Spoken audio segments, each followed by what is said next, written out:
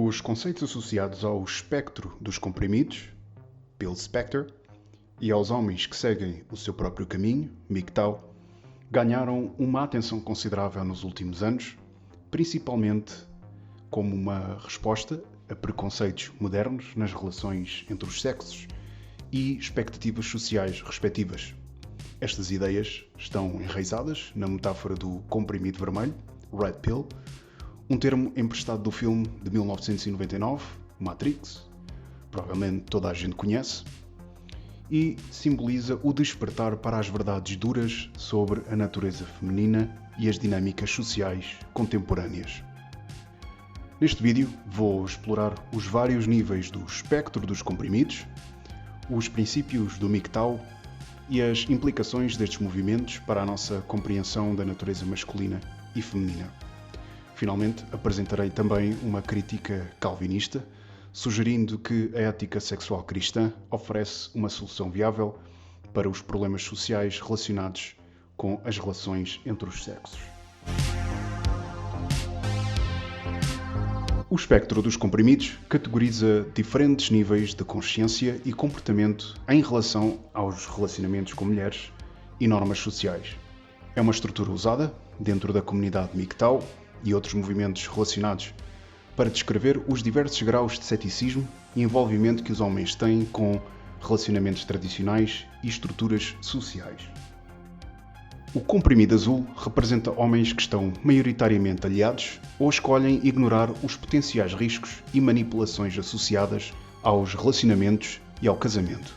Estes homens aderem às normas sociais tradicionais, confiam na sentimentalidade e promessas dos relacionamentos convencionais, casamento, e na ideia de que parcerias românticas são fundamentalmente positivas e benéficas. Confiam também na justiça dos sistemas sociais e legais em relação aos relacionamentos amorosos e muitas vezes acreditam na visão romantizada das mulheres como cuidadoras, carinhosas e à partida confiáveis. O comprimido roxo aponta para um meio termo. Homens nesta categoria estão cientes dos perigos e riscos possíveis dos relacionamentos com mulheres, com a manipulação e preconceitos nos tribunais de família, mas ainda acreditam que os benefícios dos relacionamentos compensam os riscos. Ainda procuram relacionamentos e até mesmo casamento, mas fazem-no com um grau maior de cautela e consciência de que os homens do comprimido azul e entendem as dinâmicas de jogo, mas escolhem envolver-se ainda assim, na esperança de terem alguma sorte. O comprimido vermelho, o famoso em inglês Red Pill, é tomado por homens que estão totalmente despertos para a verdadeira natureza feminina e as estruturas sociais que apoiam os interesses das mulheres à custa dos homens. Homens do comprimido vermelho são altamente céticos em relação aos relacionamentos tradicionais e ao casamento como ele é socialmente e legalmente enquadrado em países ocidentais. É um investigador amador da natureza humana e as suas dinâmicas sociais e muitas vezes dão prioridade ao autocultivo e objetivos pessoais ao invés de envolvimentos românticos. Alguns ainda se envolvem em namoros, mas são cuidadosos para evitar compromissos de longo prazo que possam colocá-los em riscos legais. O comprimido preto representa uma visão mais pessimista e nihilista. Os homens que tomam o comprimido preto acreditam que a forma como a sociedade e a natureza humana funcionam neste momento são tão enviesadas contra os homens que qualquer esforço para mudar ou trabalhar dentro do sistema é inútil. Eles veem o mercado romântico e as expectativas sociais como um caso perdido e acreditam que os homens não têm controle sobre o seu destino nestas áreas. Isto muitas vezes leva ao afastamento de encontros românticos e outras interações sociais desse tipo ou com essa finalidade, mesmo que haja oportunidade do contrário. Aqueles que tomam este comprimido e nem sequer têm a oportunidade de reverter para outro estágio do espectro são os conhecidos incels, ou celibatários involuntários. O MGTOW concerne uma estratégia específica entre Purple Pillars, Red Pillars e Black Pillars, nomeadamente de, face à realidade sobre como a sociedade e as mulheres funcionam, afastarem-se disso tudo. Esse afastamento tem 4 níveis e vamos vê-los de seguida. No nível 1, estes homens estão cientes dos riscos mas ainda assim metem-se em relacionamentos e potencialmente até o casamento, embora com cautela. São homens que ainda têm alguma esperança de passar nos intervalos da chuva e conseguir a sua sorte, porque a realidade é que alguns conseguem lá chegar e eles agarram-se esperançosamente ao lado bom das probabilidades. Estes são os MGTOW Purple Pillars. No nível 2, evitam o casamento e relacionamentos de longo prazo, mas ainda se metem em encontros e relacionamentos de curto prazo. Procuram minimizar riscos enquanto desfrutam de algum nível de intimidade e companhia, e portanto isto são homens que ainda não conseguiram desligar a sua libido e ainda não tiveram experiências negativas suficientes com mulheres. Ainda não conseguem desfrutar minimamente da sua vida sem terem algum tipo de companhia feminina na sua vida. Como tal, seguem o seu caminho, tomando decisões e a pensarem só em si mesmos, mas vão mantendo as mulheres por perto. No nível 3, os homens abstêm-se de encontros românticos completamente e limitam as suas interações com mulheres a contextos meramente sociais ou profissionais, se for necessário. Concentram-se no desenvolvimento pessoal, em hobbies e outros interesses e que não envolvam interações românticas. Estes homens são Red Pillars, sedimentados e que já perderam toda a boa fé no que concerne relações românticas, não confiam em mulheres para este tipo de vida, para este tipo de interações, mas ainda confiam nelas o suficiente para ter relações profissionais ou interagir com elas em grupos de amigos ou situações sociais semelhantes. No nível 4, isto são homens que minimizam as suas interações tanto com mulheres como com o Estado e procuram uma independência completa, muitas vezes trabalhando por um estilo de vida que reduz a sua visibilidade e envolvimento com sistemas sociais. Eles adotam um estilo de vida minimalista e autossuficiente e isto é normalmente referido como ghosting, ou em português, ser um desaparecido em combate. Isto são homens que perderam toda a confiança na humanidade. Tanto mulheres como outros homens são potenciais inimigos, principalmente aqueles que de alguma forma controlam o Estado e, como tal, na medida do possível, tentam viver desligados do sistema, muitas vezes prestando serviços digitais a partir de casa, sediados no meio de uma floresta, numa montanha ou num espaço rural.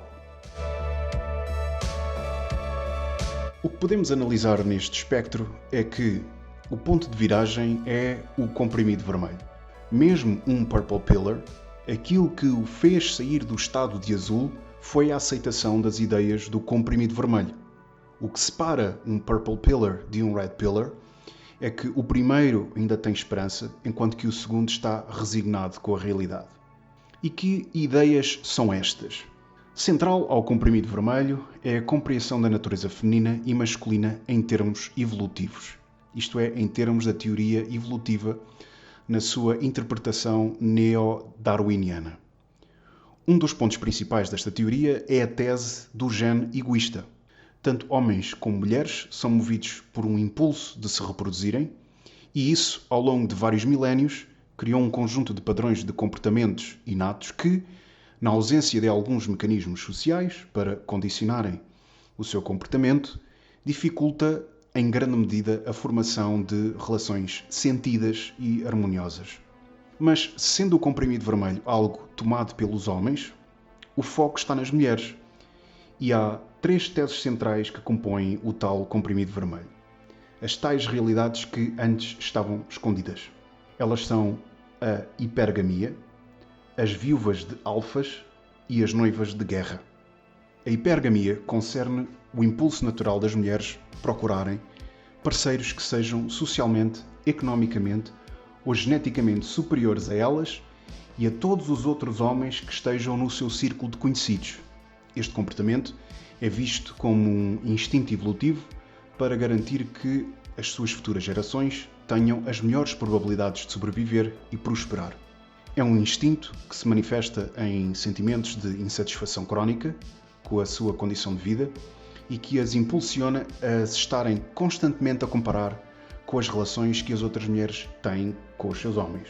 Tendo em conta que já não vivemos em sociedades recoletoras de 100 pessoas, Isto é um enorme problema. As redes sociais e a mobilidade de fácil acesso faz com que qualquer homem no mundo possa ser um potencial parceiro. Daí que a hipergamia, nas condições atuais, seja um comportamento mal adaptado. Muitas mulheres, na percepção falsa de que melhorariam a sua vida ao trocar de parceiro sexual, pioram as suas vidas imediatamente ou eventualmente no futuro, quando o seu valor no mercado romântico já é baixo e agora já não podem escolher o homem com quem gostariam de ficar. As viúvas de alfas são mulheres que tiveram relacionamentos anteriores com homens de alto estatuto, os chamados machos alfa, e, após o término desses relacionamentos, têm tido dificuldade em se contentar com homens de estatuto inferior. Isto é claramente uma consequência da hipergamia, mas no comprimido vermelho dá-se-lhe destaque pela sua prevalência. Este fenómeno verifica-se, por exemplo, quando a avó de 80 anos ainda se lembra positivamente do alfa com quem teve uma relação de meia dúzia de semanas aos 19 anos, mas nunca tem uma palavra amigável para o homem com quem se casou e passou 50 anos da sua vida.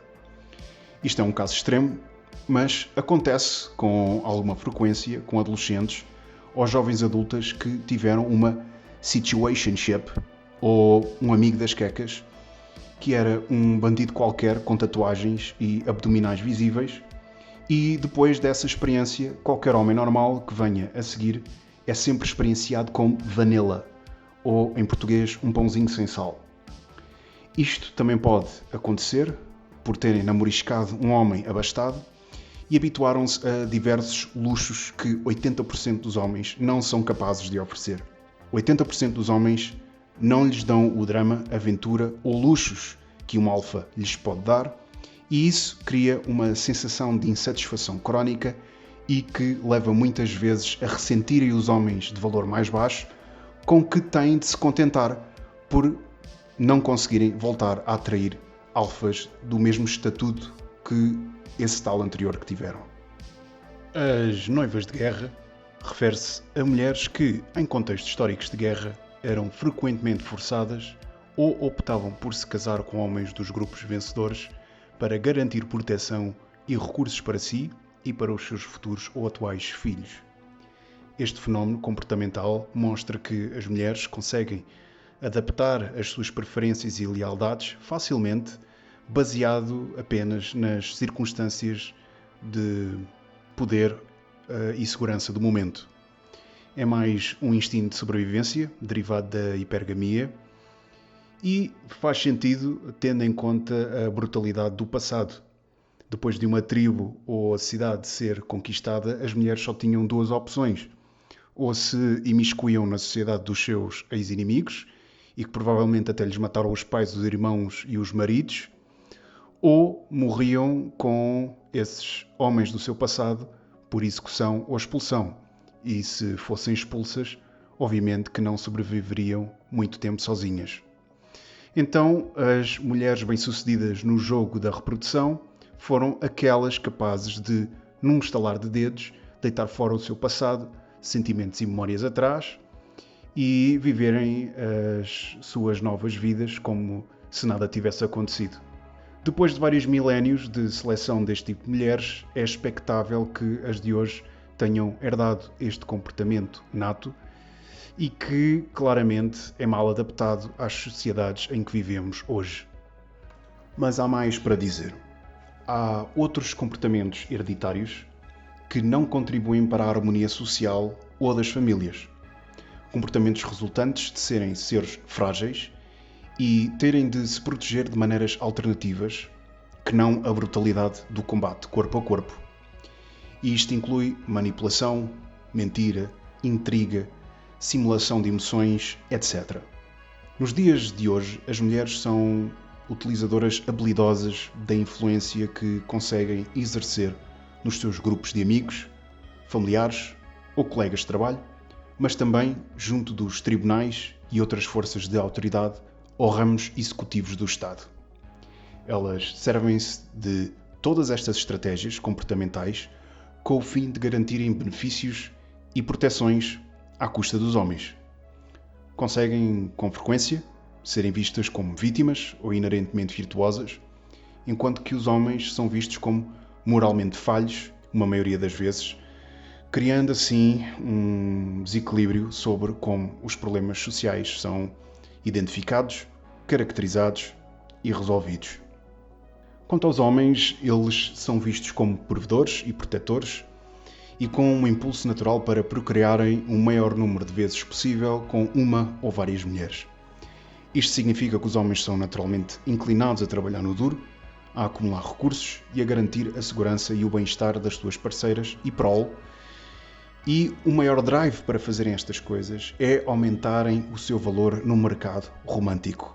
Nos dias que correm, como já foi dito há pouco, onde as mulheres têm acesso a qualquer homem no mundo, isto só aumentou a competitividade entre homens, criando o fenómeno da hoeflation, ou, traduzindo de forma mal amanhada para português, a inflaputaria, onde os homens de hoje têm de trabalhar muito mais que os seus avós para poderem atrair uma mulher com muito menos valor que as suas avós. Este instinto protetor, embora bem visto em muitos contextos, é também uma vulnerabilidade potencial que as mulheres podem explorar. As mulheres, cientes destes instintos, podem usá-los em seu favor, garantindo recursos e proteção dos homens, enquanto elas não retribuem necessariamente com o mesmo nível de compromisso ou lealdade. Este desequilíbrio impulsiona grande parte do ceticismo e a filosofia do comprimido vermelho encoraja os homens a reconhecer estas dinâmicas e a adotar estratégias para se protegerem da exploração feminina. O comprimido vermelho é uma daquelas perspectivas que se pode dizer que identificou maioritariamente bem o problema, mas a resposta ou as recomendações para o resolver deixam um bocado a desejar. Tanto a solução Pick-up Artist, preconizada pelo Andrew Tate, como a solução MGTOW, promovem uma visão do mundo excessivamente cínica, adversarial, exploratória e até mesmo abusadora e inconsequente em muitas situações, e a solução para restabelecer alguma confiança é precisamente, a meu ver, recuperar uma ética sexual cristã. Não necessariamente positivada na lei, mas tem de ser necessariamente originada por ou pela iniciativa das pessoas. Têm de ser as pessoas a querer voltar a arranjos sociais que, por muitos defeitos que tivessem, eram melhores do que o que temos hoje. Isto não é possível se fazer sem conversões genuínas, mas, infelizmente, isso está nas mãos de Deus. A ética sexual cristã está profundamente enraizada nos ensinamentos bíblicos e nos princípios teológicos mais amplos do cristianismo. Esta ética realça a santidade do matrimónio, a importância da castidade e as implicações morais do comportamento sexual. No seu centro está a crença de que as relações sexuais são um dom divino que deve ser expresso dentro dos limites do casamento entre um homem e uma mulher. Esta crença deriva de passagens bíblicas que sublinham a criação do homem e da mulher como seres complementares e destinados a unirem-se numa relação pactual ao longo da vida. Assim, a ética sexual no cristianismo não só define o comportamento sexual aceitável, como também reflete temas mais amplos de fidelidade, pureza e respeito pela sacralidade das relações humanas. Sendo assim, há 4 pilares fundamentais desta ética: a castidade, o cortejo, o casamento e o celibato. A castidade é o componente-chave tanto do celibato como da fidelidade conjugal na ética sexual cristã. Requer a abstenção de relações sexuais fora dos limites do casamento e a manutenção da pureza em pensamento e ato. É vista como uma virtude que promove a autodisciplina, o respeito pelo próprio e pelos outros e a conformidade com a vontade de Deus. Para os solteiros, isto significa absterem-se do sexo antes do casamento, enquanto que para os casados envolve a fidelidade exclusiva ao cônjuge. O desafio da castidade é reconhecido, obviamente, especialmente num contexto moderno que promove frequentemente a libertinagem sexual, mas é precisamente por causa disso que é defendido como um aspecto vital de uma vida que honra a Deus e respeita o propósito divino da sexualidade. O cortejo na ética cristã é visto como uma fase preparatória que tem de levar ao casamento. Ao contrário do namoro casual, que muitas vezes carece de um compromisso a longo prazo, o cortejo é orientado para a avaliação da aptidão de um parceiro para o casamento. Este processo é muitas vezes orientado pela oração, pelo aconselhamento da família, da liderança da igreja e centra-se na compatibilidade espiritual, bem como em considerações emocionais e práticas. Portanto, a logística de sair de casa dos pais, ir vir ver juntos e tudo o que vem atrás disso. O cortejo salienta a importância de construir uma base forte de amizade e compreensão e encoraja os casais a desenvolverem uma relação que honre a Deus e que se alinhe com os princípios bíblicos. E assim a castidade é outro pilar da ética sexual cristã e é vista como um meio de a pessoa manter a sua pureza e o seu autocontrole ao mesmo tempo que escolhe o seu futuro marido ou mulher. E acredita-se que esta prática fomenta até conexões emocionais e espirituais mais profundas entre os cônjuges e garante que os relacionamentos são construídos com base em respeito, compromisso, mas também na amizade e não apenas na atração física. O matrimónio, que é o centro da ética sexual cristã, é visto como uma aliança sagrada que espelha a relação entre Cristo e a Igreja. Esta aliança destina-se a ser exclusiva, vitalícia e enraizada no amor mútuo. O casamento não é meramente um contrato social, mas é uma união espiritual em que dois indivíduos se tornam uma só carne, que simboliza a unidade e o compromisso. Neste contexto, as relações sexuais são consideradas uma expressão desse amor e é o meio predileto de procriação, de forma a cumprir a ordem de Deus de sermos fecundos e nos multiplicarmos.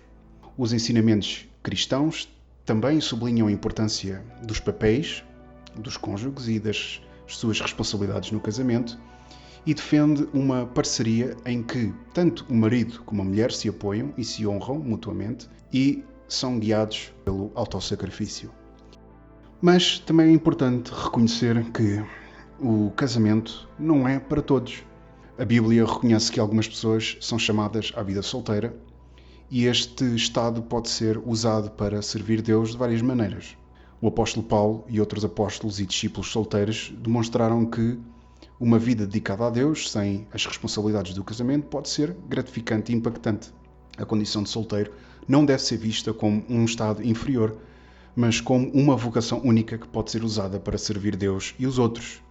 Aqueles que são solteiros devem ser encorajados a concentrarem-se no seu crescimento espiritual, ao serviço comunitário e a outras atividades que se alinhem com a lei de Deus. E assim, esta perspectiva oferece uma alternativa à desconexão e afastamento social, que são característicos do comprimido preto e dos níveis 3 e 4 MGTOW, argumentando, em vez disso, por uma vida apta a desenvolver virtudes cristãs e que exclui o pessimismo e cinismo característicos dessas formas de consciência dos problemas atuais entre os sexos. Porque se formos a ver, ao longo da história, os homens solteiros, sem família, desempenharam papéis cruciais em vários domínios, como a religião, a ciência e as artes. Por exemplo, na religião temos Jesus Cristo, que exemplifica a importância dos solteiros na divulgação de ensinamentos espirituais e éticos.